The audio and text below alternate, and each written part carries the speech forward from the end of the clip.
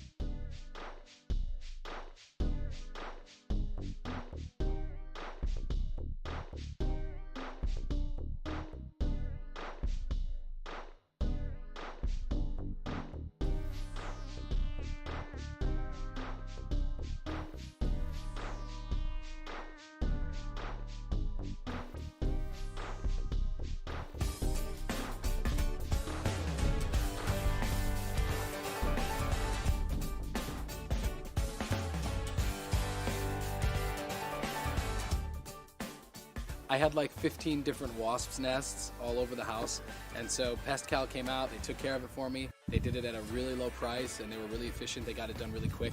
I wouldn't recommend any other company to do this kind of work. My attic was infested with cockroaches. I kept calling around to different companies. I'm like, I gotta get this done today.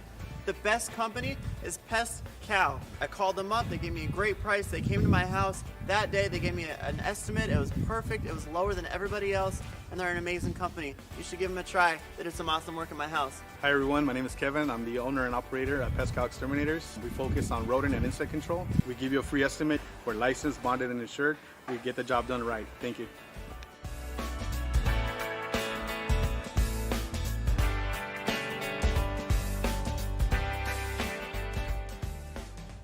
So I think you give a lot of young realtors, up and comers, and even people that are a little more experienced and more been in real estate for years. You give them hope that it doesn't matter where you came from. You could still be a badass top realtor in one of the best companies. 100%. And also you also give hope to all our Latino community and everybody else, whites, blacks, everybody, that hey, here's Alexis, he could help you. He takes care. I know you pride yourself that you commit to closing their deal in less than 30 days. You find them their home in less than 30 days.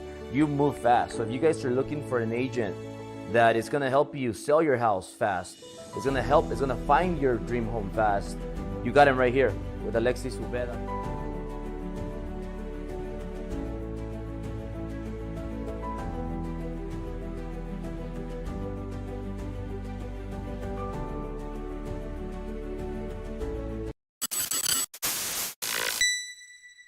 3, 2, and hit that intro beat, Chris.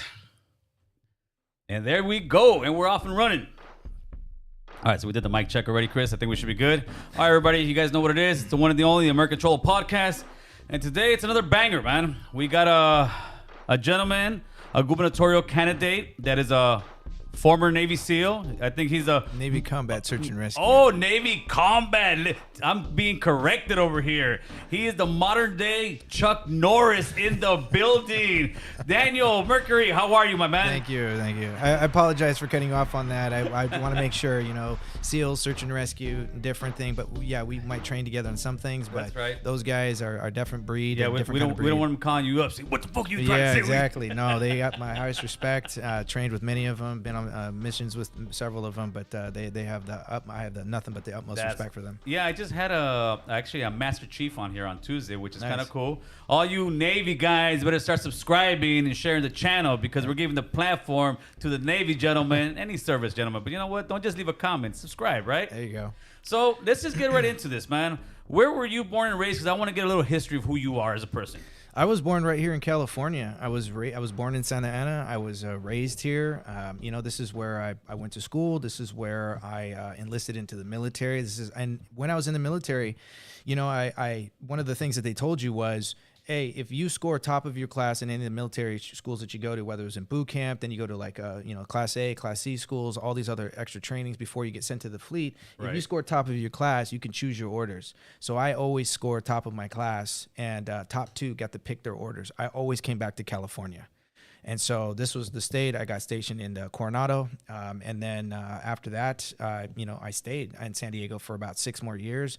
Eventually I met my wife. We got married. We, bought a home here. We're raising our family here. I never once packed up my bags. I never once thought, I've got to leave California. I'm going to take my businesses. I'm going to go to another state. No, I stayed right here.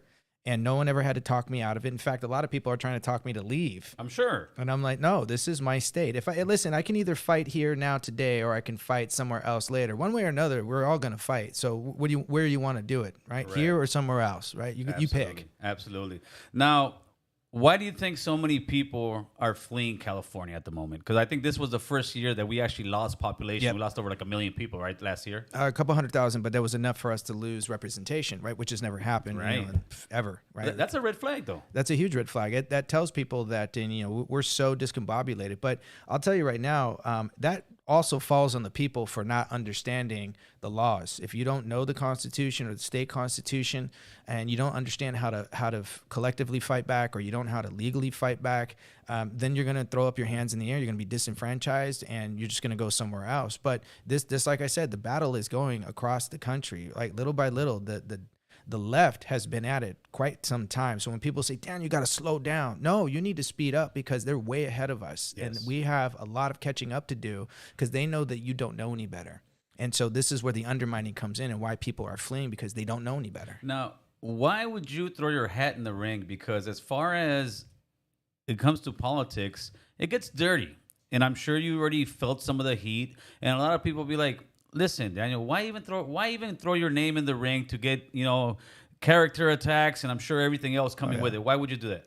Because this is my home. As a veteran, I didn't fight for communism, socialism, Marxism. I didn't fight for any of this transgenderism. We live in a generation now of self-entitled little turds that all need like safe spaces, participation trophies, and they all want to be called a pronoun. And I didn't fight for that, right? I fought for the fact that I'm a God-loving, God-fearing, constitutional-loving, meaning I love my freedoms, and that is given and granted by our forefathers. And at the same time, I'm family-oriented, right?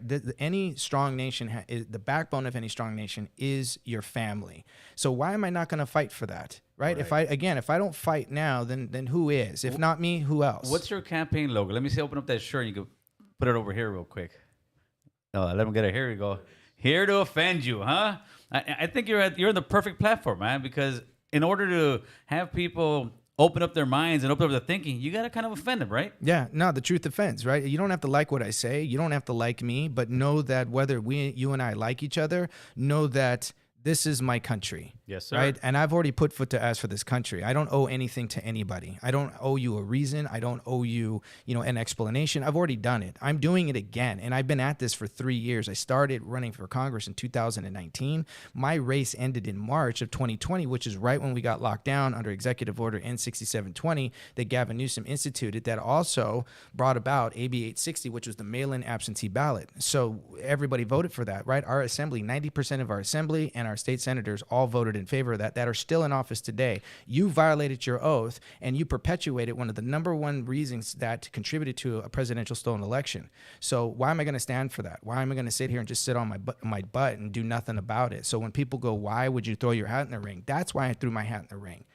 Right. This is exactly what we need. Now, when it comes to that, I am not yet been convinced of the ballots as far as write-in ballots being fraudulent, right? I did get kind of a little bit of my light started going on and off after the Gavin Newsom recall, because everybody that I spoke to, and I don't speak to people who are just conservative. I mean, most of my family is not conservative at all. I think I'm kind of crazy, right? most of the people that I spoke to were voting to get Newsom out, and he Yep. won by a landslide. Right. So a lot of people don't know, and there was 46 candidates that were running, and out of the 46, 16 of us were Republicans. And I was in contact with 10 of those candidates, and I was getting phone calls on FaceTime. My campaign phone is a cell phone. It's an iPhone. And people were asking, hey, can I call you? Because I make it public. I want you to call me. I'm one of the few candidates that you can actually call and have a conversation with. And they were like, I got to show you what's going on. So this was happening up and down the state of California, where my name was not even on the voting machines. So then I was getting phone calls, and I was calling other candidates asking them, hey, is your name on the voting machine? And no, they were getting phone calls too, showing that the voting machines were eliminating particular candidates in other counties. So I had to do the research and figure out where's this stemming from. It stems from your county clerk registries, right? We have 58 counties. 25 of those counties are using voting machines and counting machines. They're not the same, but they're under contract, which means that they can't audit the machines. So when all this irregularities were happening, all of us candidates were getting screwed in the process. So this is partly why he landed by a landslide. But here's the thing. There's only historical relevancy with gubernatorial race is max 12 million that ever come out. We got 40 million Californians. Right. 12 max have ever come out roughly for a gubernatorial race, which means the left only have to focus on 60-70% of that. That's it. That's 6 to 7 millions. How many did he get? 7 million votes. Yeah, that's And then all they have to do is keep the rest of us at odds with each other with a faction of parties, whether you're left wing, right wing, moderate, conservative, right, blue party, green party, purple party, Whig party, all these different parties, and none of that means anything. But I think that's the problem, Daniel. I think what happens is this, man. And you'll see it in the comments section. You'll see people off the bat right now saying, "Oh, he's a Republican. Screw that guy." I think that happens so often that it gets villainized that if you're a Republican in California, all you want is to build more places. All you want is you want to oppress the poor. You don't want to give anybody any help. That's the narrative that's going out there. What do you say to those people? Well, one, that's rhetoric, because that's not true. And this is why I tell people, as a veteran, I never once gave a crap about whether or not we were going to come back and we were going to, be surrounded by more Republicans or Democrats or nonpartisans or any other party. That did not matter to me. In fact, the Republican Party, I have a video out there that shows that I have voiced out against the California GOP because I've been actually attacked by them. I've also out there where they have tried to get me to utilize my veteran status to raise them money. In fact, my campaign manager was on the conversation where we were talking to some of the people that have been operating behind the California GOP who helped get Reagan into office. And they purposely stipulated that they weren't going to back any recall candidate because there was too much fundraising opportunities that they had going on, and they didn't want to mess around with the money that was coming in. Politics. So here's my thing, is like that had nothing to do with anything else. You don't have to like me. You don't have to like my party. Instead, we need to start focusing on the nature of the character of the person that you're looking at, and stop worrying about the faction of party. When you run for office, you got to choose a party and go. And everybody says, "Well, why don't you go with nonpartisan?" Right? The problem with that is nonpartisan or independents don't actually have groups that invite them over to go out there to support. Right? Okay. So it's either Democrat or Republican. Well, I don't agree with the left, so I'm not going to go the route of the Democrat, and they don't align historically with being a God-fearing man. Right? Believing in the Constitution, not undermining it, and supporting families. That's the conservative. Well, then that's the Republican Party. Well, I think the left used to be a little more like that. I think within the last 5 to 10 years, it's gone. It's fallen over the cliff. Yep. It's fallen over the cliff where it's almost like these guys aren't making any sense. They're just going whatever the narrative is. So I can see how you're going that way. And I never thought about it, how you get no support. But don't you think hopefully in the future we can get to a point where we know what? Because me personally, I don't like either party. I don't either. I think both parties are greedy. Yep. I think both parties are just about getting reelected, getting the money. And bottom line, like California is ran by Democrats, right? Yes. Super majority for since Gray Davis. So I'm looking at the news this morning, right? And not no Fox. I'm looking at KTLA, Channel 5. Yeah. And I'm seeing that rent prices have gone up 14% in 1 year. Yep. And if you look at last 5 years, rent has probably gone up 30 to 40%, right? And these are Democrats running this place. Yes. So they're kicking us out of our own place. Yes. That's the other thing, too, is everybody says, oh, you're Republicans, the Republicans' fault. Wait a second. Hold on. the Democrats have been in charge, which made our Republicans inept, meaning our Republicans' votes almost are they don't matter. They're throwaway votes. So that's the Democrats. Democrats have been in charge literally since Gray Davis, and if not a little bit before. They've had 57%, then it was 62. Now they're I think at 67%, super majority. So that means over the last 20 to 30 years, they have been the ones in charge of everything and all the legislation that has been passed, not the Republicans. Yes. So when you scream it's the Republicans' fault, that's rhetoric because, well, they're not in charge. They have no say. That's correct. So your Republicans are pretty much rhinos because the majority of them want to stay in office, so they swing the votes in their favor. For people who don't know, what exactly is a rhino? Republican in name only. Oh, Republican in name only. Well, most of the Republicans in California will be Democrats in other states. Correct. Right? Yes. Maybe you including, believe it or not. No, listen, I'm on record. I do not care for either party. I really don't. Okay. But again, when you register to run for office, you're given what do you want to pick. Again, where am I going to find the best support, or at least to get out there that already has channels of patriotic groups or groups that have broken away from the GOP and from the CRA? There's a lot of delegates that are done with these people. You guys don't see this, but you would if you were a candidate. Right. So again, I have to take the good with the bad because a lot of people are just uneducated to this. Right. Okay, so let's start talking some policies, man. The big one right now, because of the Texas shooting, right, would be gun laws. Yep. What is your stand on any new legislation for gun laws?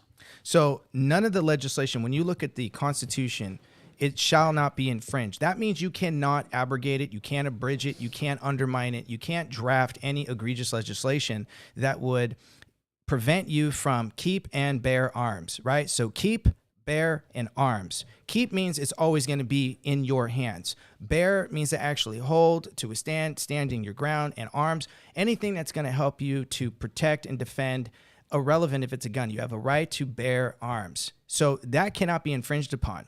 What they're doing is they're trying to pass more egregious legislation that we have on the books already that are red flag laws. Red flag laws border on pre-crime, right? Like the Minority Report. We don't arrest people for pre-crime. You can think about committing a crime all day long.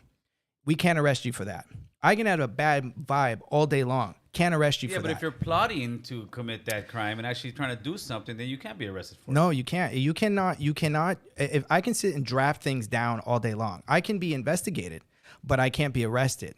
You cannot arrest somebody unless they committed a crime, right? People think, I'm going to run that person off the road, but they don't really do it. That's a red flag law. So if somebody says, next door, my neighbor, he's got a new gun and he broke up with his wife or whatever, and so now he's kind of going berserk, he's screaming, he's breaking things or whatever, he's got a gun. Red flag laws allow the police to come in and put them on a no-fly list and then remove their guns. You can't do that. That is against the Constitution. Well, let me throw this one at you. When the Constitution was written, the founding fathers, first of all, had no clue that there would be social media, that there would be the type of guns that they have today. At the same time that they wrote the Constitution, women could not vote. Slavery was still legal. So, the Constitution, it's a living, breathing document that changes here and there and should change, right?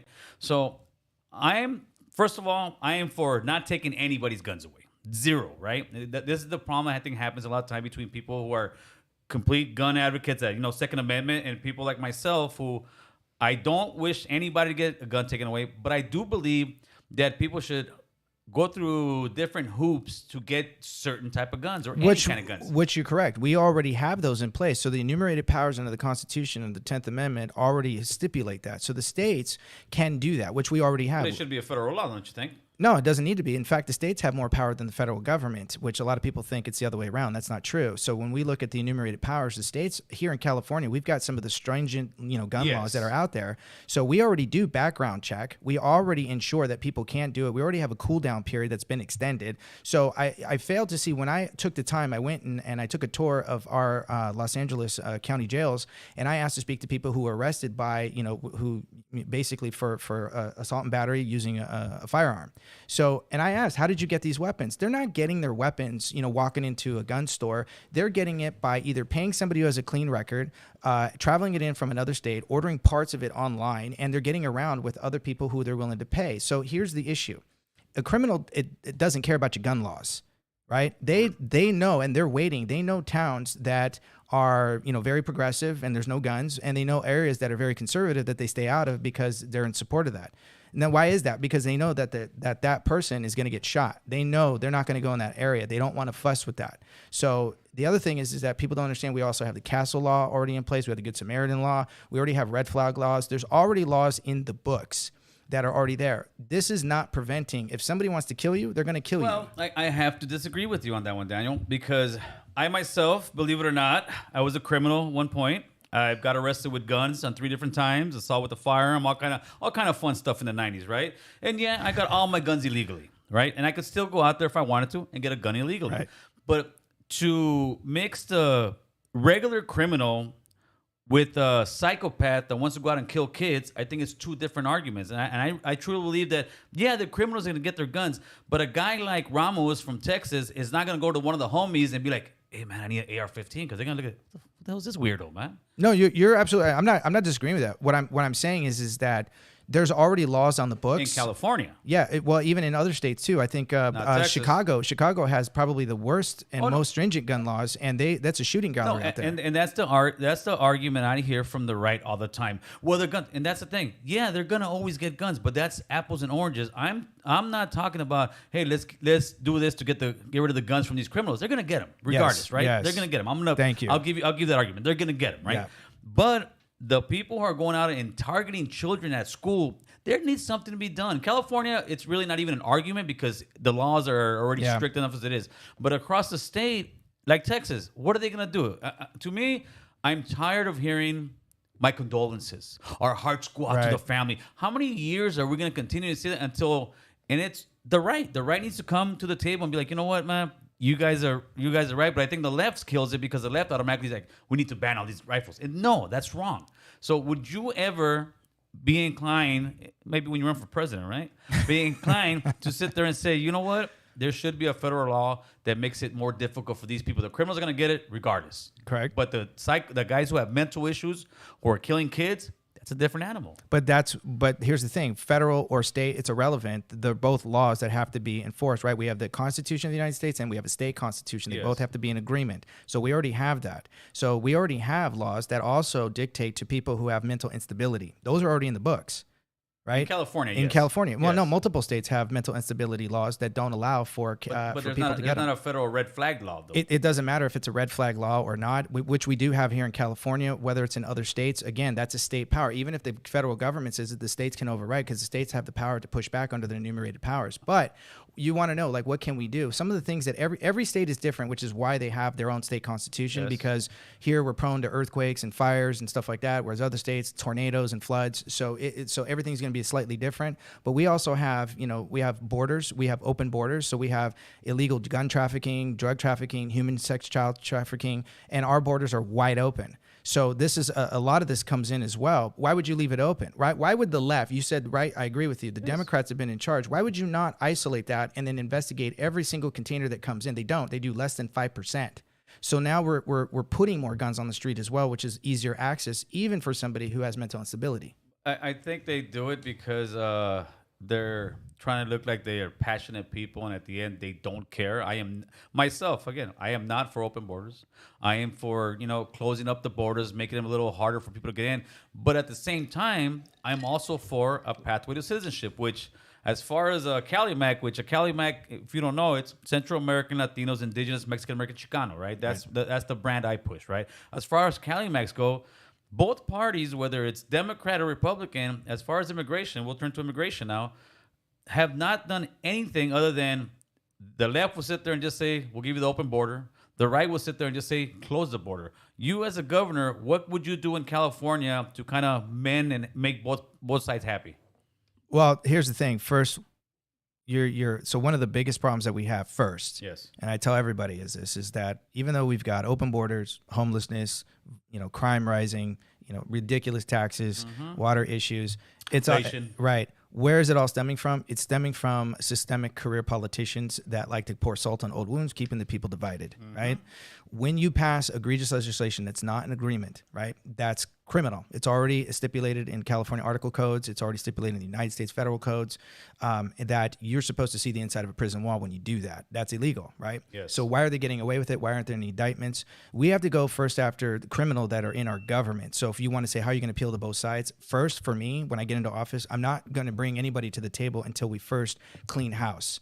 But to answer that question is, well, let's say we're all done cleaning house. How am I going to do this? Well, you can't have open borders first and foremost if you're going to clean house, right? If you want to put if you want to slow down a leaky faucet, what do? You shut off the main valve. Yes, sir. What's the main valve here in California? We got to close the southern borders. We got to close down our LA docks and our San Francisco Bay.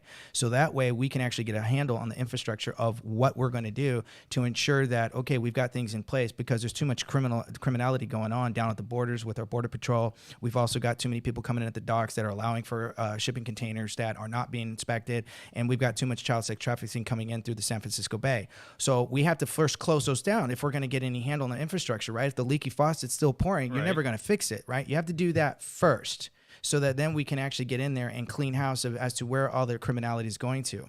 Now, what's your stance on what's the city called when they don't deport, when they don't have Sanctuary cities. Are you for sanctuary cities? What's your take on sanctuary cities? No, in fact, again, if I live in this country and I swear an oath to support and defend the Constitution and state constitution, I don't care what your feelings are. Your feelings are irrelevant, and that is that you cannot have legally a sanctuary state. Does not matter what your reasonings are. Doesn't matter that why people come here. Everybody comes here for something, for some reason. I get that. Humanitarian reasons, you get it, right? But when you pass a sanctuary state or sanctuary city, then you're engaging in criminality against the Constitution. It does not permit that. But what? See, that's the, and I hate to throw this out there, but that's the hypocritical part that I get off the Republican Party, right? Because you guys are supposed to be the compassionate Christians, Catholics, Bible-fearing Americans.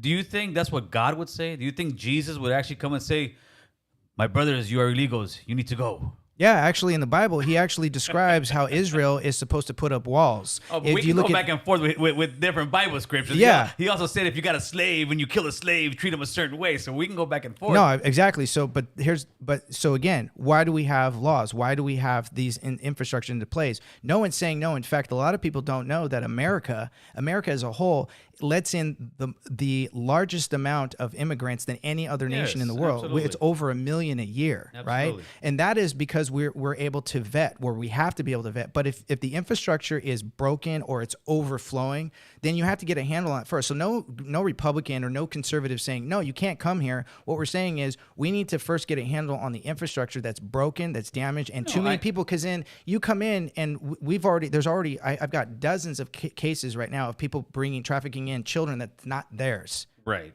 Right. So how do we do this? You have to shut down the border so you can get a handle on that. That's the border, and I completely agree with you on the border part. As far as taking away sanctuary cities, how about this? This is the way I think.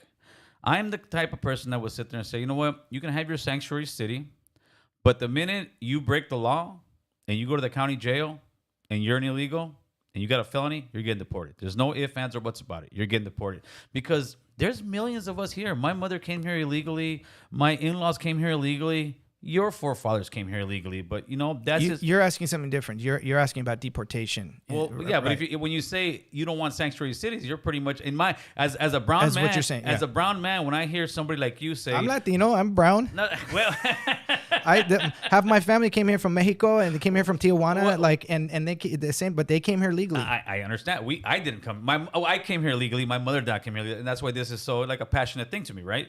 But when I hear somebody say, I don't want sanctuary cities, that to us, right? To you, not you, because you're the Republican guy right now. To us, it sounds like deport all of them.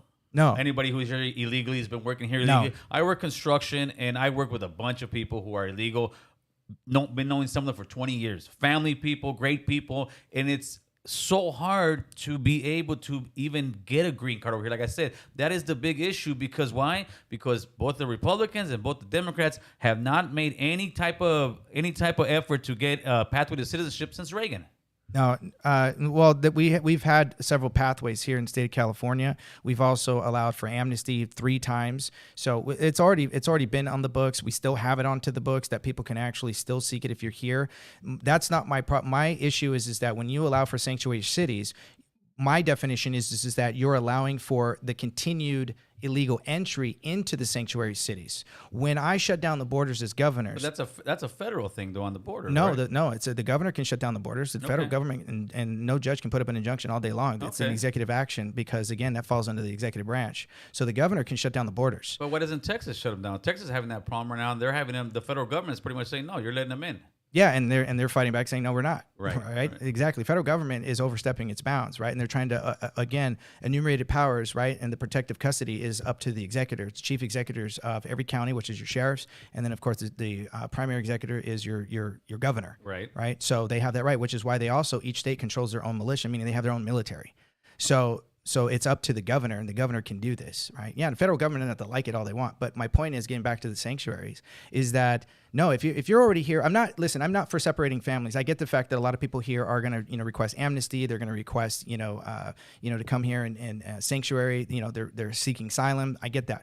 But the state of California, from the point that I get in, can end that and say, okay, borders are closed. We're going to sit there and we're going to get hold of our infrastructure. You're already here. We don't have the capacity right now to simply go around and start, jailing people and sending them back to the country. No. However, I agree with you. You've committed a crime. You're already in our jail facilities. You're in some of our state prisons. We the people with these prisons have to pay to ensure that they're getting fed, clothed, medical. No, you go back. That you're not in ours will ensure that you're instituted into the prison of the country that you're in, that we can do here in deportation. Right. If you're already here, but you're working and you've never committed a crime, you've been here for 25 years, I'm not going to send you back, right? Especially with people who fall under DACA, right? They've been here since they were 2. I think, see, right there when you were saying that, now it makes more sense, right? Now it sounds more reasonable. But a lot of times that gets lost in the shuffle. And all you hear, and I think that's something you need to convey more to more Cali Mac people, is that's how you see sanctuary cities. Because when you hear somebody just say, I'm not for sanctuary cities, most people are like, "Oh, screw this guy." No. Sanctuary cities. Sanctuary city is the permissibility of allowing the continued effort of allowing illegal entries to keep coming in. When you end the sanctuary city, it doesn't allow for any more of that illegal entry to come here, and then no one can touch them. No, because then that also impinges upon the sovereign that's here, the national that's here, the taxpayers that are here, the people that are legally, lawfully born here. Now, again, if you're already here, you've not committed a crime, right? In order for us to get a handle of that, you have to end the borders. You have to do this. There's no other way around that, right?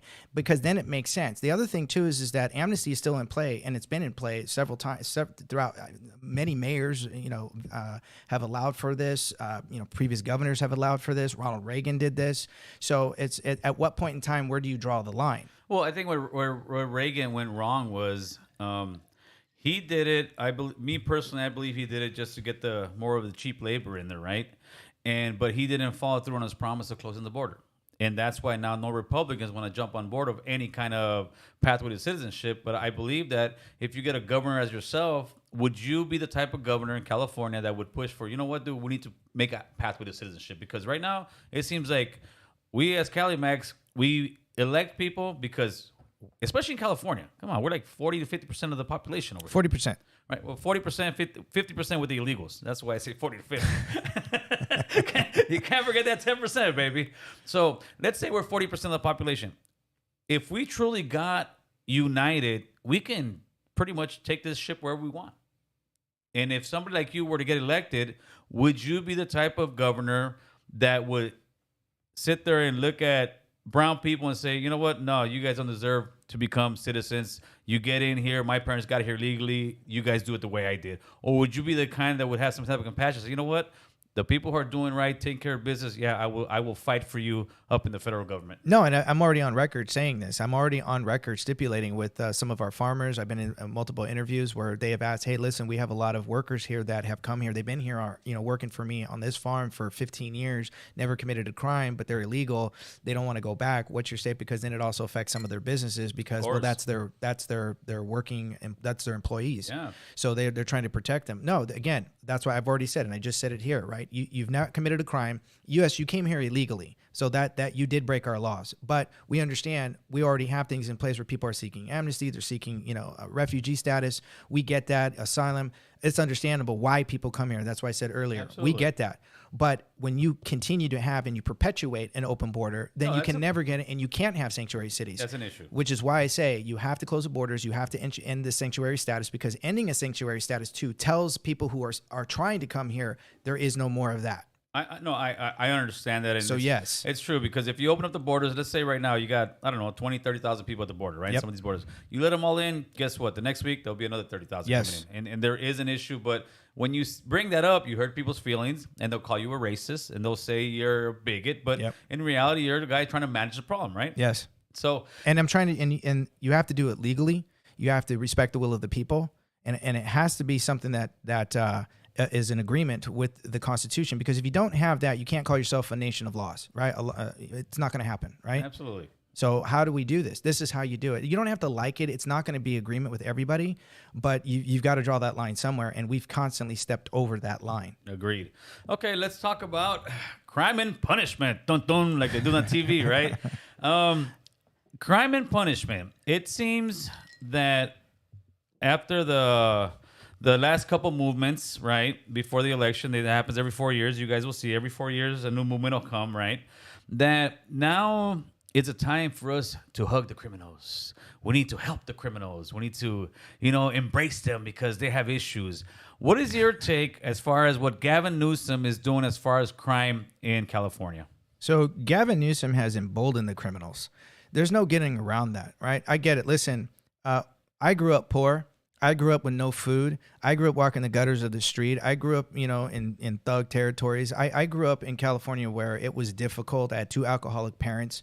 I didn't go out there and look across the street and look at some of the kids that were playing in the neighborhood because they had their own remote controls. They had all the G.I. Joes in the world, and I didn't have anything.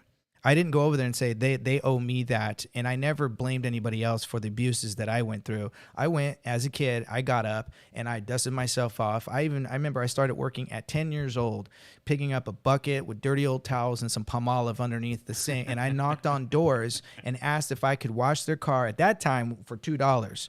And I did that for 30 days so that I could earn $60 so that I could buy a Nintendo cartridge, right? Yes, or I could get a remote control car. And I did this for months. And by the time I was 12, I went and I got a newspaper route. There is no excuse. If there is no accountability for what you do, then crime is going to continue to be perpetuated. Right? Yes. There's no excuse. If we're not going to hold you accountable, well, then we're accountable to no one. We're accountable to nothing.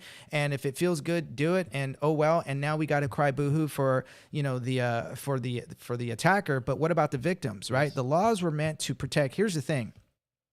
Because we have the Constitution is designed to protect the people, because the people are the sovereigns. The people are the ones who are not subject to the laws per se that are not common law, right? They are the authors of the law, which has already been ruled when you look at Yikwu versus Hopkins in 1886. It's still standing to this day. So that means that it is your representatives. Their job is to ensure the sanctity of the Constitution stays intact, which therefore keeps the people under common God-given, that which we know is self-evident, that we're endowed by the Creator, the right to life and liberty. Well, you can't pursue life when somebody else is infringing upon that, right? That's criminal. So when somebody else infringes upon your ability to life, liberty, and happiness, now they have broken God's law, because that's why it says, our forefathers said, we're endowed by the Creator. So then it is the responsibility of executors to ensure that they're held accountable, which means they have to enforce the law. You cannot give them a pass. And then we've got these bills that say, oh, you can steal up to $900. Yes. Well, now you're going to steal more, right? Absolutely. You're going to keep doing it then, because you know you're going to get a slap on the wrist, you're going to get let out, and there's nothing you can do. But we're going to enforce, we're going to ensure that our law enforcement,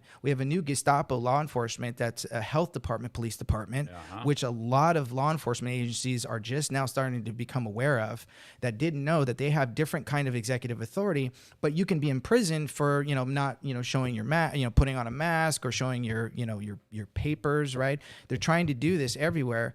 And this is then giving the excuse to the criminal, and it's undermining the sovereign, the citizen, the taxpayer, that they have no protection, right? Well, under the 14th Amendment, you have equal protection under the law.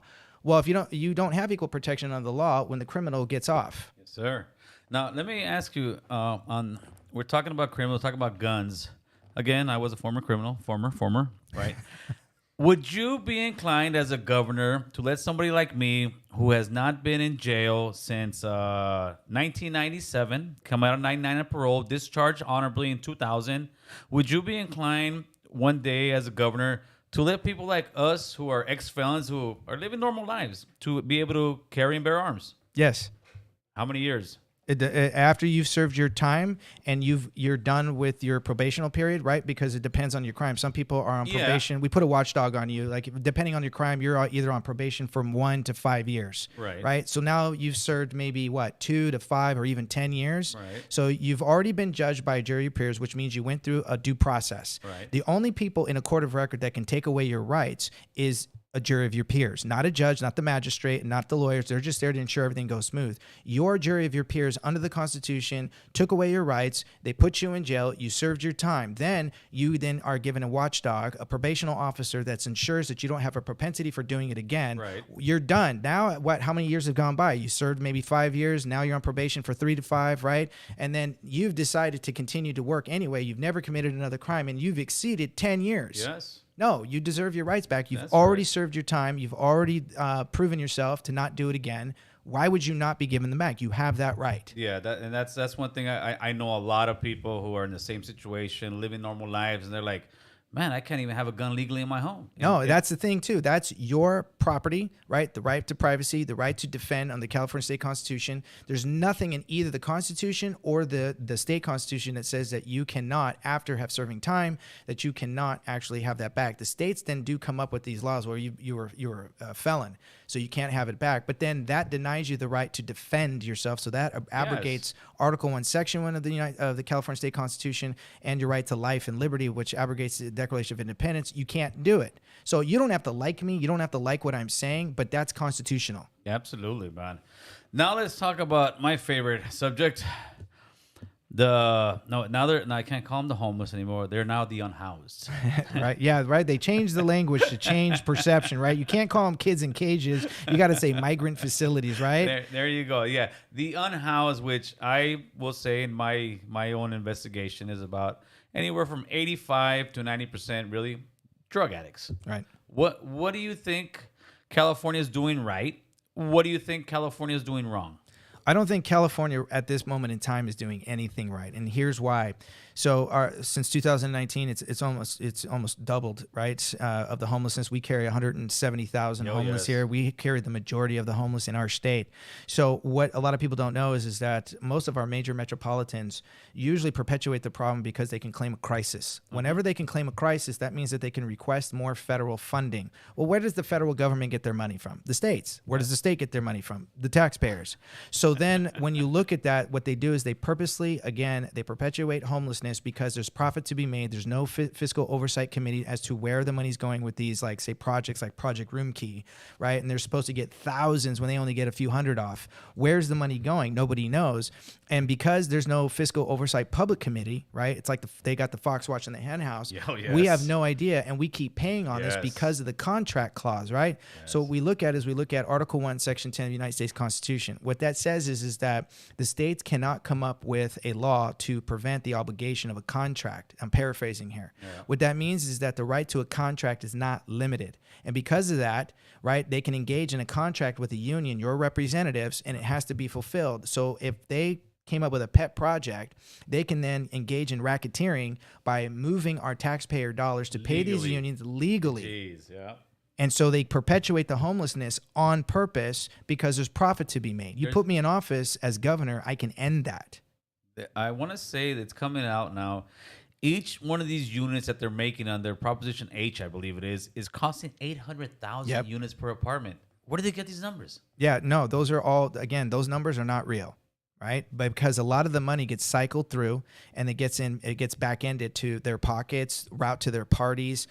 They can invest it into a retirement pool. So a lot of people don't do the research on this because it's painstaking, it's painful. It's taken me years to figure this out. Is it like those movies where they say the government charges for a roll of toilet paper $2,000? They say, do you really think they're paying $2,000? Right? Is that what California's doing? Pretty much, yeah. And because, I mean, over here we got a bunch of little small homes. This is one thing that upsets me a lot as well, right? It seems like a lot of the homeless places are always put in minority homes. Yes. I mean, minority areas. Yep. Am I wrong for saying that? No, you're not. And why do they keep doing it? Well, because again, and this isn't to be insulting, but the fact of the matter is, insult us. yeah, it's because of the fact that they know the educational rate is low. They know that people aren't going to understand. And half the stuff that I spout out, people get frustrated because they themselves don't know the laws, right? If you don't know the law, Yes. there is no law. If you don't know your rights, you have no rights. Yes, sir. So they're going to put them in the low income areas or the low educated areas where they know that, if you look Listen at to the this census, people. Listen to this people. the census, well then, yeah, they're going to put them over there because they know you're probably not going to do anything about it. Yep. They know that you don't have the education to do anything about it. And then they're going to increase it, and it's going to cause more pressure on everybody else. And what they don't realize is that when people do move out, we have third-party people that come in, vendors that have a front company that looks like it's American, but they're actually owned by Russians, Indians from India or from China, from North Korea. They're buying up our property. So what they do is they try to turn these areas into slums or they burn them up, and then somebody comes in with a front company, a realtor company that's owned by an outside somebody from another country, outside investor, and then they buy up our land, and then that then raises up the premiums of all the land. So they do this on purpose. It sounds like you've been living in North Hollywood for the last 30 years, man. Because That's yeah. that's exactly what's going on Yep. over here. The meeting we had last 2 Saturdays ago. At the parking lot, you had nothing but tiny homes, those homeless ones Yeah. that each tough shit cost $85,000, right? Across the street, you had $1 million homes. Yeah. So they're kicking us out. But man, if you guys didn't listen to this guy, those are gems that he's dropping right now. Well, and the other thing too is a lot of people don't know that when you drive down the street and say you get a ticket on one side of the street, right? Yes. It's $50, right? Or maybe they made an illegal U-turn. But then say it's happened before, and it's happened to a lot of people where they get caught again on the same street for maybe something similar, but they pay $250. Yes. But it's on the same street. That's because on one side of the street, that property or commercial property is owned internationally, which then forces us under the contract clause that we have to pay up or we're owed we fall under quasi-international laws, which is illegal. You can't fall under quasi anything, but it's already been ruled in some of the Supreme Courts that, no, we do. But again, if you don't know the laws, then you're paying out because all crime is commercial, right? If I make an illegal U-turn anywhere in the middle of the night, who's the injured party? No one. There is none, yeah. Government cannot be the injured party. So when you go in front of a judge, that's called a nisi prius court when there's no jury of your peers. Right. If you look at the Constitution, who are we supposed to be judged by? A jury of our peers, yes. right? Through due process, right? That's a court of record. A nisi prius court is an inferior court. An inferior court extorts you to pay a fine. Where's the money go to? Government. So what is government doing? Government is engaging in legal activity under commercial activity. Why? Well, because you don't know any better. So they force commercial activity, but in the Constitution, they can't force commerce. If Congress, legislative body, can't do it, neither can the state. So they're forcing commercial activity under the contract clause. Right. So when an outside entity, right, buys up our land, and then we fall under international without knowing it because they can engage in legal fraudulent concealment, they don't have to tell you. You have to figure it out for yourself. This is the laws. Right. But who's going to spend time doing this? Hey, babe, can you give me the legislative body tonight? I want to know what bills are on the floor. No one's going to do that. Nobody's going to do it. And they take advantage of that. Correct. Right? Yes. Oh, man. How about all these RVs that are out there? They're not getting towed. They're like my son. He drives a certain vehicle, a company vehicle. He comes over, he parks it. You know, if you have a logo on it, they gave him a ticket. I'm like, dude, you get RVs out here. You try to call somebody to, get them out of there. Oh, we can't do anything. They live in there. Yeah. Are you for towing these things? Are you for not? Yeah, so we already have, again, remember, Yes. they're playing on the ignorance of people. So they pass egregious legislation because they're like, well, they're human beings. Yes, they are. But we also have vacant lots. We have thousands of vacant parking lots and dirt lots that are owned, but they haven't been built on. There's nothing going on with them. The state can utilize them for the good of the people and actually stipend out money to the landowners because, well, there's nothing being done. Right. So why not then have them allocated out into those areas where there's still pipelines, they can get natural water, they can get it from, because we all pay our taxes. They're able to still utilize those resources, right? Because under California State Constitution 10 and 10A, water is supposed to be used for the good of the state. Well, you live here, but you're poor and you're falling on hard times. You should still have access to what is part of the good of the state, meaning that you have access to water. So now these RVs can be moved to those areas, but nobody wants to think outside the box and see how can we make this work? work? How can we expand on that? How can we, route some of these lines to these open vacant lots where the landowner is also being taken care of too? Right. Now, you brought up water, which is a big topic right now with the drought, right? Yeah. Now, what it's down here is Department of Water and Power. I'm sure there's different branches up and down California. They're now saying you can only water like twice a week, once, whatever it is, right? And they're gonna give. I just got that too. There you go. And they're gonna give you. I told my father, just keep watering. He's scared. They're gonna start fining you, right? Yeah. Would you be also inclined to change the law? Because I work in the rich areas. I work in Pacific Palisades, Beverly Hills, and over there you got more green than Cheech and Chong will ever see in their lives. Right. Everything's green out there. Right. They have huge lawns. It's beautiful. Those people, yes, I said those people, they're rich. Those people will get us fined. They don't care. They're going to get that $250 fine. Wouldn't it be better to sit there and say, okay, you're getting fined per your taxes. So in other words, if my taxes in my house are $6,000 a year, I'm getting X amount tax, right? So shouldn't it be also for the rich people? You're watering your lawn, you're going to get taxed. Your taxes are $600,000 a year. You're going to get taxed this much amount, because to sit there and tax them the same doesn't make any sense. No, the problem with the water right now is that it's purposeful. So if you look at the Oroville spill, right, that happened a couple of years ago, if you look at, and you can look at the report, it's public, so it's in the public domain, you can see that they didn't adhere to the backlogs. And then you can also look at that they're not actually releasing the water seasonally appropriately to what we already have. That's what I've heard. We already have, pipelines that it can be released seasonally. No, they did it on purpose. I have to say it's on purpose because there's no excuse for that, right? We've got a lot of intelligent people that work in water, that work in electric, that work in, all of these underwater pipelines that they're trying to build, natural resources, new barriers, things like this. This stuff is already in the books. So why didn't they release it? Well, that's rhetorical, right? Because what they're doing is they've allowed for big conglomerate companies. I'll use Paramount as an example. Paramount has bought up some of our natural resources. That's illegal under the state constitution, right? Yeah. So one of the things that we can do is easily route that water, right, and release it seasonally appropriately so that we can adhere to the backlogs. Not to mention, we're not actually encouraging people to, in the local regions or more in the rural areas, to actually invest in rainwater harvesting. We're trying to make that illegal. Why not? Why are we making it illegal? And yet we're charging you more money, but we're not producing more water. So you get to charge me more, but you're not going to give me more, what right? Last route. So where's all the water going? And we have already, I think it's 3 desalination plants working here in California, but they won't let them to expand. And we've got a whole ocean out there that we can desalinate. Why aren't we doing it? Again, it's not about that. It's about trying to control the people. You have to subject the people to a fear-mongering tactic, which is exactly what you said. It doesn't affect the rich, but it affects the common man. It affects the commoner who barely, paycheck to paycheck and are inundated. They're not going to sit there and look at the laws and go, wait, this is illegal, and then go to your representative and say you need to stop this. And your representatives are emboldened because they know you don't know any better. Absolutely. All right, Chris. So what we're gonna do right now? Are you down for some phone calls? Sure. Okay, we're gonna take a small few-minute breaks, get this guy pumped up and ready. Get ready to make some phone calls, people. Let's hit that intermission video, and we're going to take some phone calls right now, man. Hopefully you can take them. They're brutal out there. Let's do it, Chris.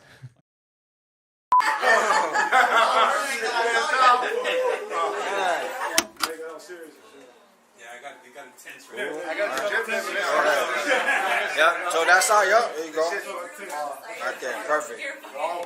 So hold that. All right, do it. Let's go. Let's go. They never wanted us to make it. Yeah. Everything that we possess, we had to fight and take it. I think the president is smoking weed, bumping This for his my weed, dogs. making a living out my misery. Yeah, that Pee Wee clip, bitch. Yeah, hey. We still shine on my side. The steel pick across my stomach, bitch. Don't forget it. Yeah.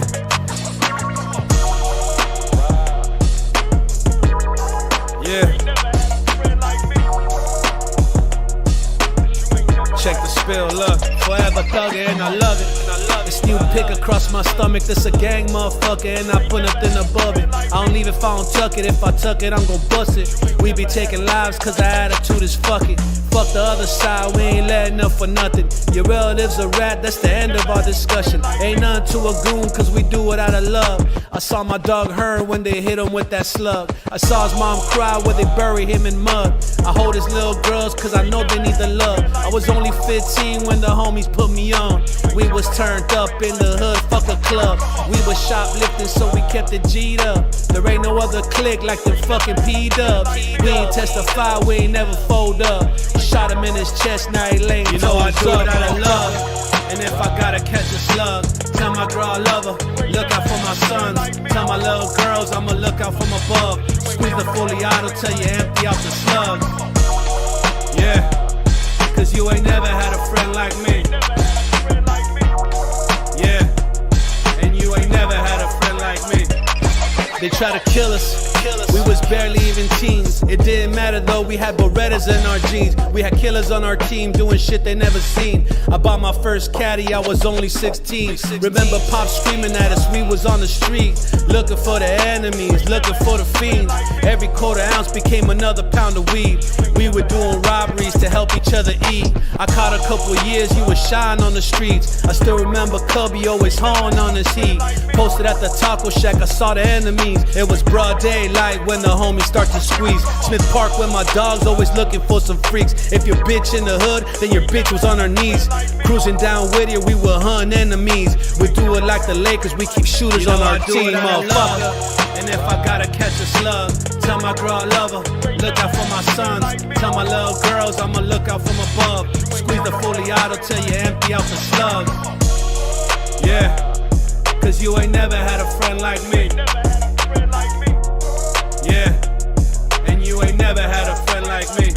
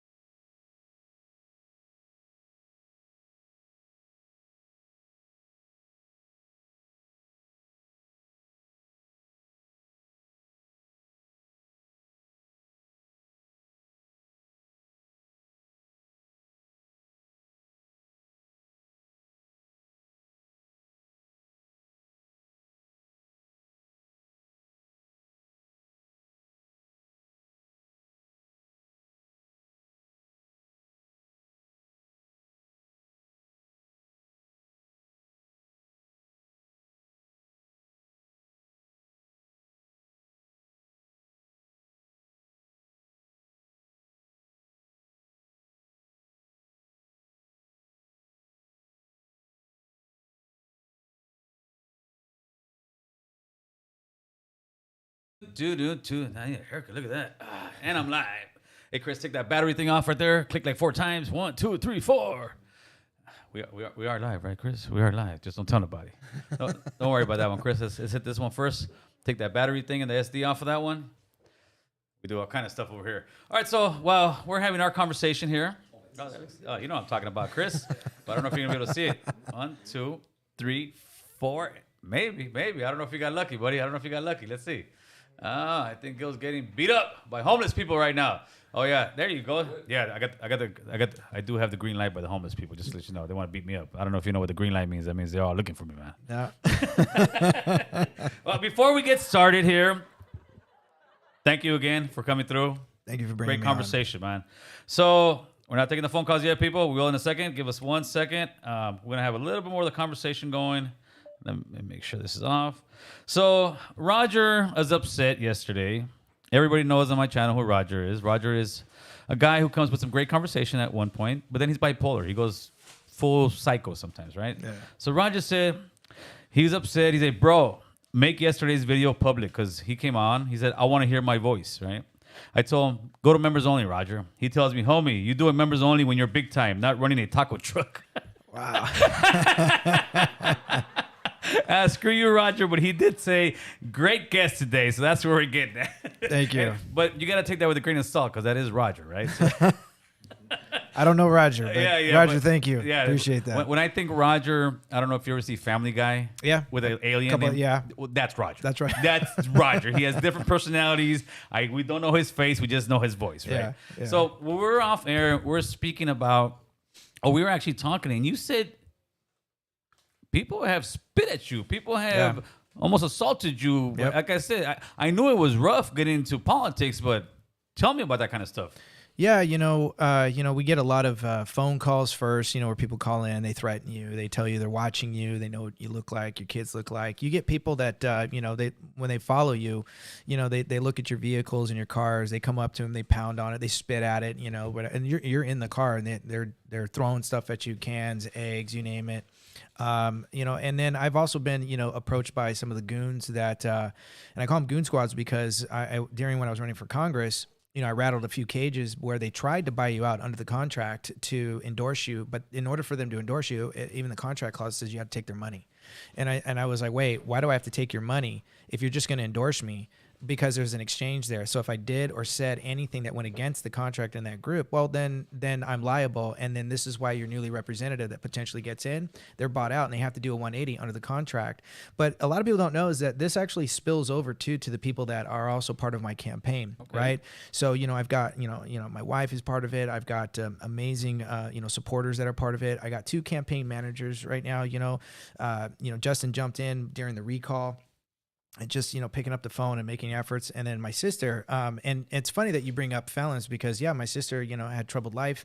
And she's been on the straight and narrow for probably a good, 20 years, 25 years. Hasn't committed a crime, got right with Jesus. She's family oriented. And then not only was she doing treasuring, but she also jumped on as also campaign manager because it just blowed. And everybody gets affected. She gets affected. She gets the phone calls. I know Justin, no doubt, there's been a few issues coming around, people that are part of the team. And this is kind of the thing that you don't see behind the scenes where, we have forgotten how to engage in discourse and still agree to disagree. Yes. There's a lot of people I'm friends with that I don't agree with everything that they do, but I'm not going to spit at them. I'm not going to burn their house down. I'm definitely not going to try to get into a fight with them. But if you attack me or you attack somebody that I love that's on my team that have, been giving up all their time and their effort and their energy, you're attacking my family as well. So, these are the things that people don't realize. I'm trying to let people know, and a lot of the candidates are saying, listen, the one thing that we all love is we love our freedom, the ability to engage in discourse and assembly and even, peaceably, right? That's why it says peaceably, right? Yes. But the second you cross that line, and you do that with my campaign managers, they have families too, right? My sister's got families, Justin does, everybody does. My wife, she's doing, she's enduring all of this. I was saying, how's your wife taking it? Because I'm sure it's got to be tough on her. It's very tough. I mean, she misses me every time I'm out. I'm gone, the majority of the day. I also still work like everybody else, and I work at home, so I'm right back in the office. So everybody is working hard and experiencing the dangers of this, because a lot of people are so angry that they can't see past it, and they just want to scream, and they want to let it all out, and they just and at times people will call me, we were just talking about, and they're screaming on the phone, and they want me to call them back, so I call them back, and they're just screaming still, and I said, do you just want to scream or do you want to talk? And literally people say, I just want to scream, and I'm like, okay, God, really? Yeah, and I'll be like, okay, you let me know when you're done. Let it out. Yeah, let it out, because people don't know how to let it out, and so it turns out into violence. Wow. Art says hi. He's one of my members. I had to throw that out there. Art, he did say hi. Laugh out loud. But that is a huge problem nowadays. Yeah. And I got to throw it out there.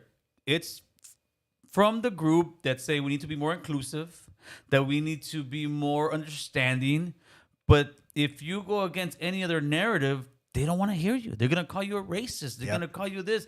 Somebody said at the beginning of the show, when we weren't even live, he's like, "How is Gil having this guy if he had Trimino? Like if I voted for Trimino, doesn't matter. If I vote for somebody else or not agree with all your politics, I still want you on the platform. Why? So we can have these conversations. Yeah, right? That's exactly it. A lot of people think, listen, some candidates don't like each other. I am at odds with one or two candidates, but out of the majority, are you willing to do candidate boxing? Yeah, yeah. A lot of people don't know I train in boxing, MMA, Brazilian Jiu-Jitsu. And that's why I said Chuck Norris. Yeah, no, that's true. I do train in that. Again, How many years you been doing jiu-jitsu? 15 now. Oh man. Yeah, so I train. I'm an amateur MMA coach, amateur boxer, USA. I'm also registered as a USA master boxer. Right. And of course, I'm a black belt in Brazilian Jiu-Jitsu. Where do you train at? I don't know if I should say, but no. You don't have to say where, but around what city? Yeah. Insurance. Oh, turn that down, Chris. Turn that down. Just because I try to be turn it all the way off. Chris. Yeah, thank I you. try to be respectful of people that don't want their names. No, of course not. publicized No, and stuff. I'm sorry. Yeah, of course. Yeah. So, But you no. train in LA County. Yes. Okay, I off topic. I've been wanting to do this. I want to go into the ring with one of you guys and wrestle you guys. Yeah. I want to see how long. Because I say I'm not gonna get tapped out. I say I'm gonna, because I see that stuff. So can we make that deal here? Yeah. Anytime. We can do it. Yeah, absolutely. After the campaign's over and all that stuff, we'll set up a deal. Yeah. We'll come out to the mat. We'll do we'll 3 minute rounds. Yeah. And you're not gonna make me tap. No, hey, listen. If we'll play around. We'll paw at each other. All right. Yeah. I've I've always wanted to do with somebody who's really skilled like you, man. That'd be Thank cool. you. I appreciate that. Yeah. So any candidates, don't get in the ring with this guy. He's gonna hurt you. But that's the thing though, is candidates don't all. We actually support each other. I saw Leo Zaki the other day, and he was carrying all of his signs, and I was like, "Can I help you, brother?" And he was like, "Yeah." He gives me a hug, and we talked, and I helped him carrying his signs into one of the rooms where all the other candidates are going to be at. We're there to help each other out because we're all fighting for our state, because we know that we're under tyranny right now. Yes, sir. 909 Diesel. He said, "This gentleman's got my votes." Thank you. I appreciate that. So now let's. If you guys want to call in, now is the time to call in. Just keep it short, especially Roger. He's already calling. Ask a question. We don't want a whole statement about you wanting to nuke your neighbor, because Roger, like I said, Roger goes on some good ones. So let me see what else we got. Running. So another question I had was, do you believe that you running your campaign and so many people running for governor splits the vote, that it doesn't really help get like the current governor out of office? No, I mean, listen, at the end of the day, it's always going to come down to the people doing their own research, getting together with their communities and sitting down and looking at the candidates and looking at the nature of character and where they stand on the policies. The candidates are giving you an option. And so it is up to the people within each county, which they do. Other patriot groups are calling other groups from other counties and putting out their voter rolls. And then when they put out their voter guide, a lot of them are coming together to see where they're different. And I've been very well aware of this. So this is what, if you're not involved into that, then you're doing yourself a disservice. You need to be involved on all levels. So do the candidates split the vote? Not really, because eventually, right, we're giving you an option. Go ahead, turn it up a little bit. Hello, hello, hello. No, I didn't butt that. Go ahead, Roger. Yeah, listen, I love this guy, bro. Number one, I agree with everything he says. Very intelligent guy. I just want to ask him one question. I know it's going to sound silly, but I'm going somewhere with it. Okay. What's his opinion about Vladimir Ilyich Lenin? What's his opinion about Lenin, the old Russian guy? Yeah, the guy who started the Russian Revolution, the October Revolution, back in 1917. Welcome to Roger, buddy. Because he kind of remembers. So I guess so. Is it because he looks like him? Is it because he looks like him? Is that what you're trying to say, Roger? Well, now that he's a little bit, yeah. Bye, Roger. Yeah. Bye, Roger. No. Thanks, Roger. I appreciate that. I bet you haven't heard that one before, right? That's the first one. That is the first one. Yeah. Welcome to Roger. Roger, buddy. thank you so much. I appreciate that. Let's see. We got another one coming in real quick. Give me a second. Call from Danny. Danny, what's going on, brother? Thank you very much for taking my call. For sure. What is your stance on mismanagement of school funds? You're cutting off, Danny. One more time, please. What is your stance on mismanagement of funds for the schools? They go into programs and the money just kind of disappears. Yeah, that's a great question. Great question. Thank you, Danny. So mismanagement of the school funds. So one of the things that's going on right now is the fact that the schools, our public schools, rely heavily on the educational surplus. So we have a state surplus of supposedly $90 billion, but there was already a surplus for the educational infrastructure of $20.2 billion that's supposed to go for our public schools. So a lot of that money is going to the unions, right? The CTA, and they're utilizing that money and turning it right back around, cycling it back in when they lobby to with our representatives at the assembly and state senator levels. Right. That's not what that money is for. That money is for the infrastructure of the schools when they need better pipes, uniforms, books, students who can't afford to go to school or pay for their lunch, programs like that. It's designed to expand on other public schools in areas that are starting to be more industrialized or grow. More rural areas are getting more heavily populated. That money is not for collective bargaining, utilizing our students as that chip.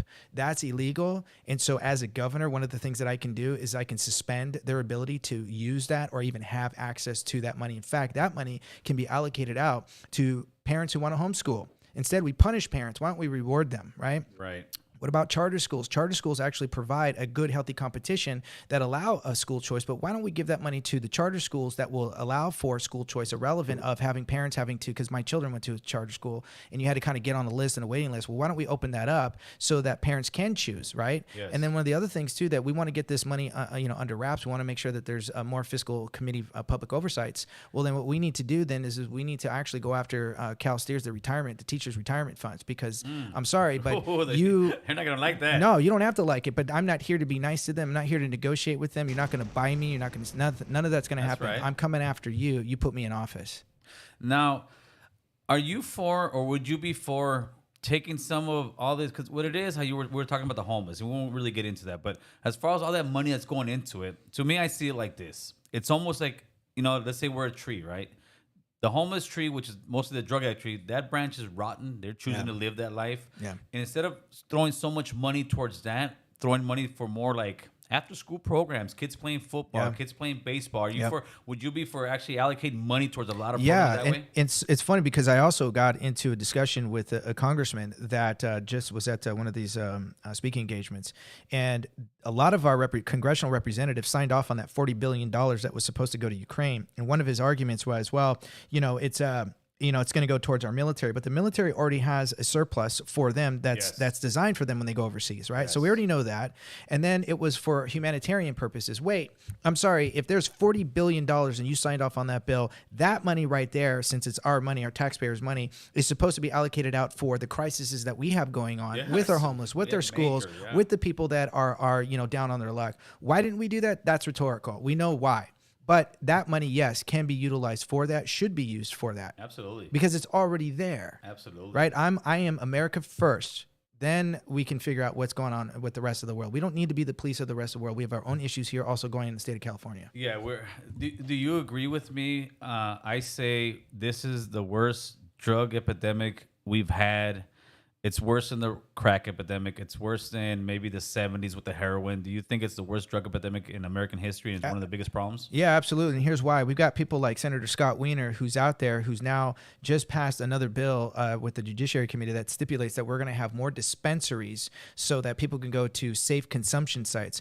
If you do that, you're not helping the person who has an addiction. No, you're perpetuating that problem. Yes. And now you've just given drug dealers an okay green light because now they have a guaranteed client consistently. Right now, you have to keep the borders open. You've got to grow the drugs. How crazy is that? Right, and so because again, there's money and profit to be made. Yeah, that's insane.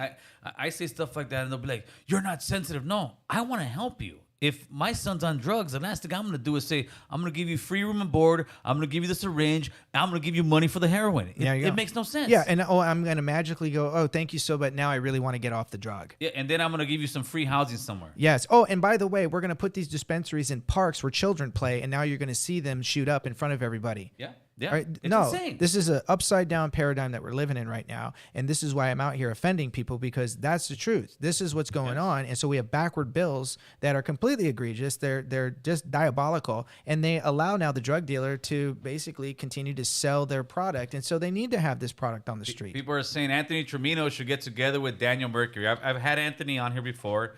And we're actually at odds with each other. that's one of the guys you got to beef with. Yeah. It happens, though. It happens. But like politics, eventually you would have to come to the table with one another and actually work with one another. Would you ever... So right now, the voting is just to get on the ballot for the November vote, right? Correct. So top two get it. And that means Gavin may not even be on that list. Really? This is why a lot of people were upset about the recall, because they're like, well, just wait till the general election comes around. Right. Wait for the primes. And that was because he's already served his 4 years. So in California, it's top two votes. That doesn't mean he's going to get in. People can vote for somebody else, and he may not even be on that top two primary. Right. So it could be two nonpartisans. It could be two other Democrats. It could be two Republicans. Now, without indulging too much or divulging too much, because Trimino sounds a lot like you. He obviously has some different stuff. What is your biggest disagreement with Trimino? He wants to run the state like a business. Okay. When you run the state like a business, you're talking about contractual agreements. Now, if I go back to you and I talk about Article 1, Section 10, like I stipulated earlier today, right? Mm-hmm. The problem with that is that your corporations, your technocrats, and your lobbyists, what they do is they come in and they create what's called a model bill. The model bill is a plug-and-play bill that's sort of uniform. And then what they do is they hand it to your representatives.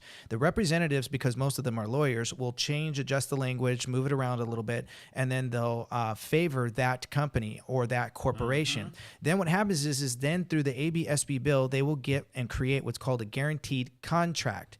Under the contract clause, it has to be fulfilled, which means a profit margin has to be met. So when you look at the United States is defined under Section 15 and 15A under Title 18. It says United States, defined 15A, federal corporation. Well, what's the point of any corporation? To meet a profit margin. In doing so, they force commercial activity, which is illegal. So as a business owner like him, I'm a business owner, I'm a businessman, but he wants to say, I want to run the state like a business. Well, I'll give you an example why this is wrong. Is it impinges upon a free market, right? It overregulates it, forces commercial activity. And then if we look at, say, the Vaccine Injury Act of 1986, right, that Ronald Reagan signed into law, what that did was it gave immunity to the pharmaceutical companies. And that violated the 14th Amendment. As I said earlier, the 14th Amendment says we all have equal protection under the law. You don't have equal protection under the law when the opposing side has immunity if it causes damage. Yes, so then what the state did and what the government did was it created called a trust.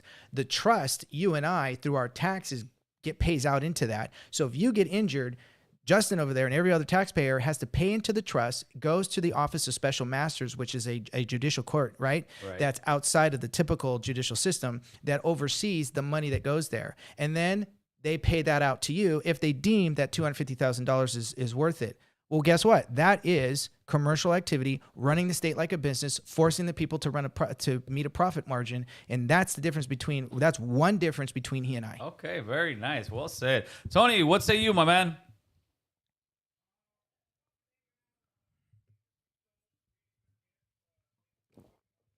In the live, it's a two-part question. Yes, sir. So what's your stance on prison reform? Great question. The next question, the follow-up question after that is, what steps would you take for affordable housing? Man, I love California. I had both of these down here. I would love I would love to stay, and if I could stay in this state, I will gladly vote for you. I'm actually gonna hang up now. I want to listen Thank to the you, Tony. response on the video. Thank you very much for your time, and yeah, thank you. Thank you. Little Danny, we'll get to your question in a second. Yeah, so question. affordable housing. So as I said earlier, the reason why homing and housing market is just out of whack is because of the fact that the state has actually sold a lot of our property to China. When you look at if you look at Gavin Newsom's signing off on oil and drilling fracking contracts here in the state of California, he signed off over in 2019 1,700 of these drilling fracking contracts. That means that that property had to be bought up. So they sold it illegally. They're not supposed to sell. They don't have a right to sell. The government doesn't have the right to sell land that is owned by the sovereigns. The sovereigns are the natural right-born heirs to the land, right? So that land under the Constitution cannot be sold to an outside country. It's not supposed to be that way. And so what they did was under the contract clause, they signed these agreements of these fracking and drilling agreements that go to China. I started digging into this. I started getting stonewalled because of the front companies that are buying our property. That property then is raised up, and that doesn't allow for affordable housing. And so the cities then tie themselves again to some of these AB bills that say, well, there's an open lot there. If you're the landowner, they were trying to pass, what was it, AB 9 and 10, that said, well, the cities can come in and overtake that, and then we're going to build this big high rise on that. No, that's illegal. You can't do that. Right, especially if you're not the deed holder. So they're trying to remove all these deeds out of the hands of those of us that can actually obtain them. So that's one way that we can, as a governor, I can isolate and nullify all of those contracts. Oh yeah, that's going to start a huge, battle. But this is what I'm here for. I'm not here to, feed the government. I'm here to starve the government and feed the people. So that's one way. When we talk about prison reform, one of the things is you already brought up, right? Everything first and foremost always starts at the home, right? We're not strengthening the families, right? And we're also demonizing men too, right? I always say when it comes to women, right? I think fathers need to teach their sons how to treat women the way they want their daughters to be treated. Yes, sir. It definitely starts there. So when we talk this, we need to start looking at the youth to ensure that they're not going to end up in prison, to actually not end up there because they've done something stupid, they didn't have the guidance, and because we've demonized what it means to be a man. Number two, the prisons that we have going on right now, there are a lot of low-level crimes that a lot of people have been unjustly. Remember I said earlier that all crime is commercial, right? So when they read you your rights, right, you have the right to remain silent. Anything you say can and will be used against you in a court of law, right? Yes, sir. They didn't say for you, in support of you, to help you, to guide you, because all crime is commercial, because we fall under Title 18 and 28, which is called admiralty law, right? Law of the sea.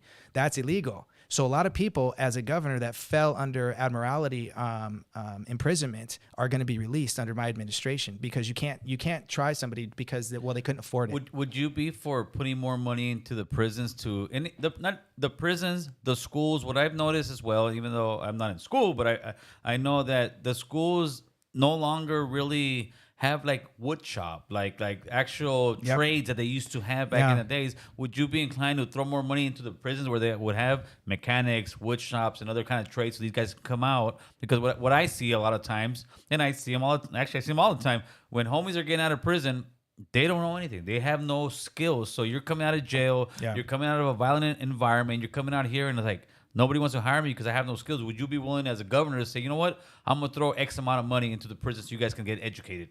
So my agreement to that is yes, if you're in prison, there was already access, and the interesting thing about that though is it didn't really cost any money out of the state, because a lot of that was already there, given, volunteered, or donated. Right. But then it was removed. And I forgot the clause as to why that was, but yeah, it is again, we don't say jail, we say correctional facility, right? No, it's jail. You're there in a crime. It's a joint, baby. But yeah, you don't. But here's the thing: you have to first get to a certain point. I believe that if you're when you're in jail, you've shown that you're not committing more crimes. Right. You're not killing other people. Yes. Right. Then you should be able to go through different stages that reward you to at least get some of this education. But when you come in, you murdered 2 people. No, I'm sorry, or you've robbed, or you've stolen for a number of years, and you finally get caught. The biggest question is, would you still be a criminal if you didn't get caught? Right. Right. So there's a limitation to the reform. Now, would you be the governor that just does won't parole murders at all? Because I've got a couple of friends of mine who have got released within the last 3 or 4 years, right? Or maybe 4 or 5 years. And they've gotten out doing 20-something years, and now they came out here and they're completely changed men. They're working, they're family men. Or would you be the kind of governor that says, you killed somebody, no, you're never getting out? No, and in fact, one of the things that I think people haven't researched is that some of the governors who have let it out in other states that I've looked at that have committed these egregious acts, say when they were 18, but now they're in prison. Now they're like 57 years old. Right. They still got a life left them. Those family members are still alive.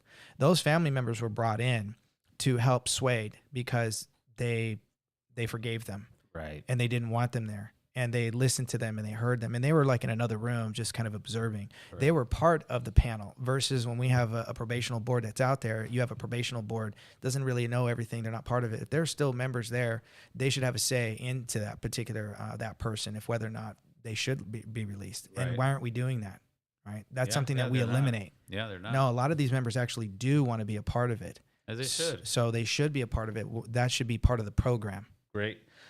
Little Danny M. Hey, thanks for that super chat, little Danny. He asks, what's your thoughts on legal marijuana for recreation?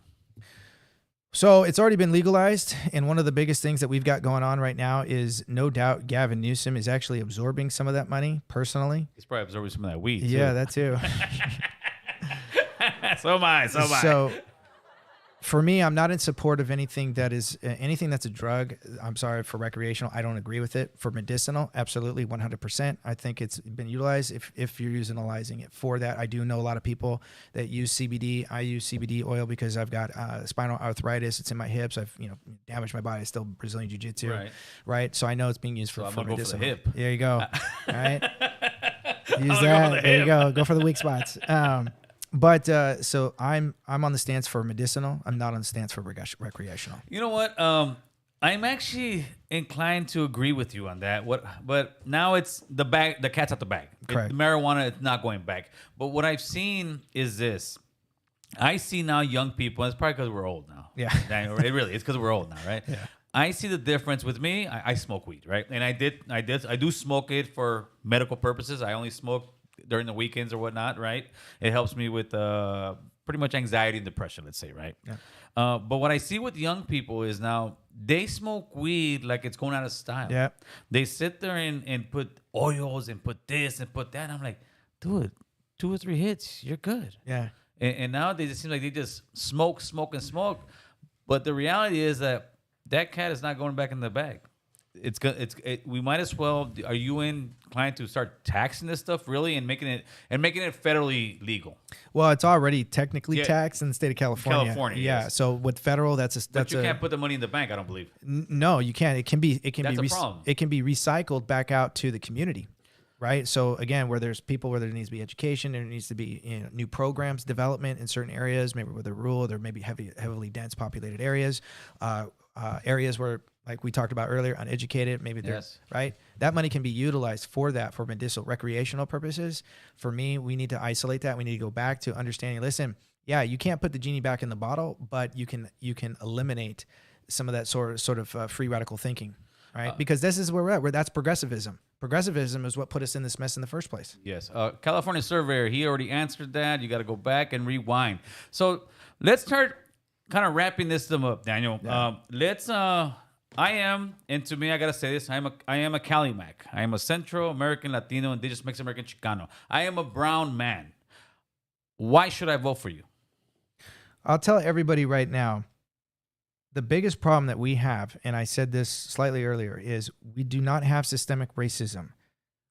We have racist people, no doubt. Every country does. We have systemic career politicians. When they engage in criminality that don't allow for you to engage in prosperity, meaning keeping all your money that you earn, right? Some of the taxes that's going on is illegal. When they pass egregious legislation, when they mask us up, mandates, regulations, right? This causes depression. This causes us and you and I to be at odds with each other because we look at others who might be a little more fortunate. They could weather the storm, but you couldn't. Now you and I are at odds with each other because we don't understand that's not fair. This comes from corrupt government. Government is the problem. It will always be the problem, which is why I tell people there is no other solution except for prison for corrupt representation at all levels. And the governor can institute, under the California Emergency Services Act, an investigation through affidavit with our chief executors to perform on these people that have already been ruled in the Supreme Court that when you pass these laws, you get to see the inside of a prison wall. And if there is no accountability like prison, then there is no point. Then don't vote for me, because then you don't want your freedoms. You don't want, your sovereignty. You do not want to be in charge of your own life, engaging in true prosperity. A governor's job, a servant of the people, assembly, senator, their job is to ensure the sanctity of the Constitution, which means keeping you above government. Mandates and regulations were meant to control the behavior of your representative, not the people.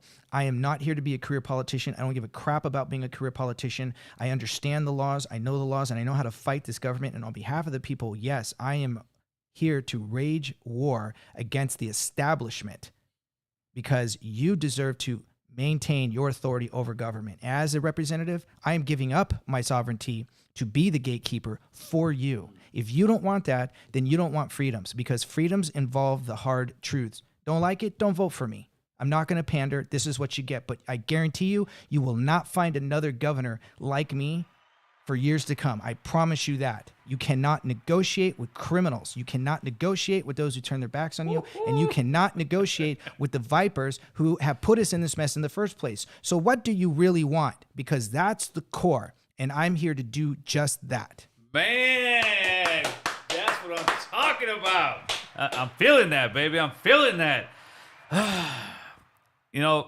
This was, for whatever reason, before you came in, I had a great vibe. I was like, oh, man, we're talking politics. I love this stuff. Usually I do a long homework. I'm like, no, we're talking politics, man. Then I started doing my stuff with you. Man, you're an absolutely great candidate. You tell it like it is. The truth hurts. Yeah. It comes down to it. And you're hold on, let me turn that off real quick, Chris. Oh, actually, no, let that guy through. Let him through, and then we'll go. You know who this is? Mr. Somes. Make it quick and easy, baby. Hey, brother, look. I've been listening to this whole conversation with this brother. To the people of California, this is exactly what California needs, is a man like this. Thank you. Someone that knows exactly what is happening and who is bringing the trouble to the people. Because this man is right. These people that have been in politics their whole life do not care about any of us. And, brother, I hope you get in there, bro. And I know they're going to fight you tooth and nail, because you have the backbone to speak the truth. And they're going to fight you all the way, bro. But if I was in California, brother, I would be there right by you. And you would have my vote, brother. That's right. Thank God you, bless you, bro. All right, brother. Thank you, Gil, for your time, brother. Yeah, God bless sure, you guys. So much. Thank you, brother. Thank you. All right. Listen, man. Whether people agree with you, disagree with you, they got to respect you. Thank you. Straight off the back, man. Off the bat, I always say the back. It's like, yeah, it's not the bat, right? So off the bat, they got to respect you. And I want to just thank you, because you're doing what a lot of people don't have the balls to do. You're going out there, you're putting your face out there, you're putting your character out there, and you're spending your time, which nobody's paying you to do, because you care. With that being said, I'm going to give you the last word, give your shout outs out. Look into that camera, my friend. First, I want to give a shout out to my team, everybody who's been volunteering. I love you guys. I love you. My wife, who's just doing amazing, who's putting up with everything that I'm putting up with. Justin, thank you so much for everything, being my co-campaign manager. And, of course, my big sister, Elena, who has been my treasurer, keeping my paperwork in order, working her tail off. She's been almost to every single event that I've gone to. And so she has been a true, just the right-hand person, praying over me over every interview. And to everybody else that's out there that has given me the love up and down the state, I love you guys. God bless you, and thank you. And if anybody just found me right now, please visit me at danielforcalgovernor.com. Instagram, same? Daniel Mercuri for Gov on Instagram. And yeah.